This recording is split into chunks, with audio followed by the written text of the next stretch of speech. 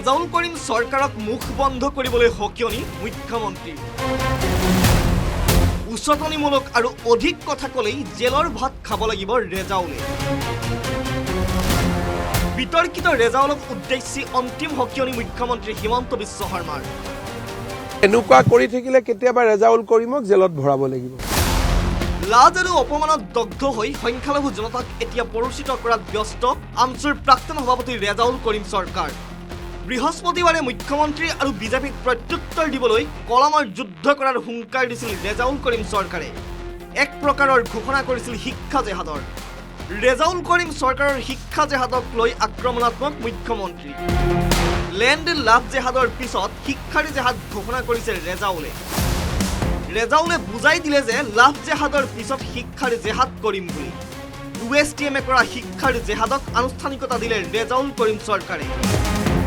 এই ধৰণৰ কথা কৈ থাকিলে ৰেজাউলক জেলত ভৰাব লাগিব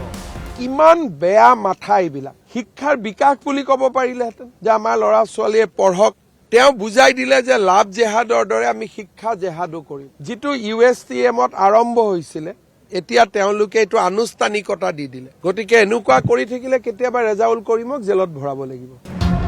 মুখ্যমন্ত্ৰী হিমন্ত বিশ্ব শৰ্মাৰ স্পষ্ট মন্তব্য জেহাদ মানে গণ্ডগোলীয়া শব্দ অসমৰ পৰিপ্ৰেক্ষিতত জেহাদ শব্দটোৱে 2 নম্বৰ কামকে বুজায় লেণ্ড জেহাদ লাভ জেহাদ ফাৰ্টিলাইজাৰ জেহাদৰ নামত কি কৰি আছে একাংশ মিয়াই ইয়াৰ ব্যাখ্যা আগবঢ়ালে মুখ্যমন্ত্ৰী হিমন্ত বিশ্ব শৰ্মাই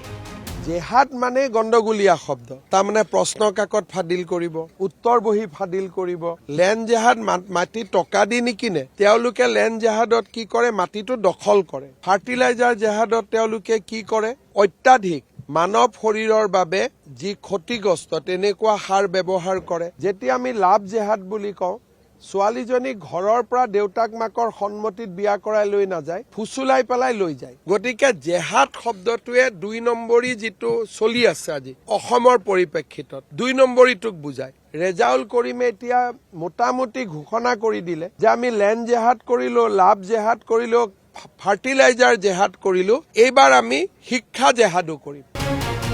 মৰিগাঁওক ইণ্টাৰনেট জেহাদৰ কেন্দ্ৰ কৰি তুলিছে একাংশ মিয়াই বিস্ফোৰক মন্তব্য মুখ্যমন্ত্ৰী হিমন্ত বিশ্ব শৰ্মাৰ অসমত বিজেপি থকাৰ বাবেহে কৰবাত বাচি আছে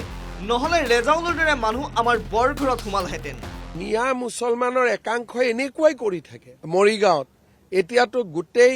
মানে ইণ্টাৰনেট জেহাদৰ এটা ডাঙৰ কেন্দ্ৰ কৰি পেলাইছে একাংশ লোক এনেকুৱা আছে আৰু তেওঁলোকে অসমখনটো খাই পেলাব আজি বিজেপি আছে বুলি কৰবাত বাচি আছে নহলে এইটো ৰেজাউল কৰিমৰ দৰে মানুহটোতো আমাৰ বৰঘৰতে সোমাব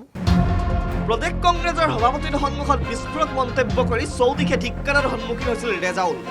মাত্ৰ 3 দিনৰ ভিতৰতে ত্যাগ কৰিছিল কংগ্ৰেছ আৰু এতিয়া গৌৰৱ গগৈয়ে সমৰ্থন কৰা ৰেজাউলৰ বৰ অসমৰ প্ৰকৃত স্বৰূপ আহিছে পোহৰলৈ